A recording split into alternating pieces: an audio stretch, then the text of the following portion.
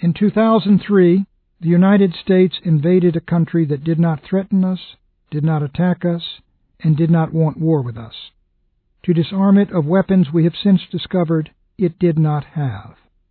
His war cabinet assured President Bush that weapons of mass destruction would be found, that U.S. forces would be welcomed with garlands of flowers, that democracy would flourish in Iraq and spread across the Middle East, that our triumph would convince Israelis and Palestinians to sit down and make peace.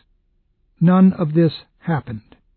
Those of us who were called unpatriotic for opposing an invasion of Iraq, and who warned we would inherit our own Lebanon of 25 million Iraqis, were proven right.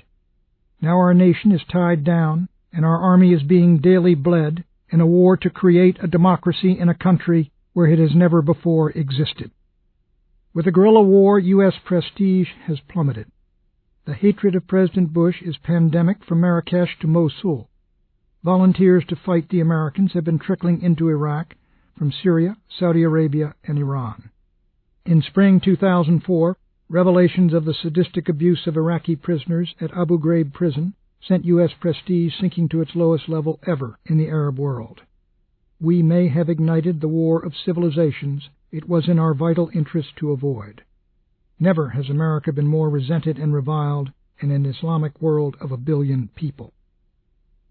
At home, the budget surpluses of the 1990s have vanished as the cost of the Afghan and Iraq wars has soared beyond the projections of the most pessimistic of the President's economic advisors.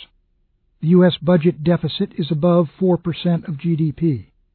With a trade deficit in goods in excess of 5% of GDP, the dollar has lost a third of its value against the euro in 3 years.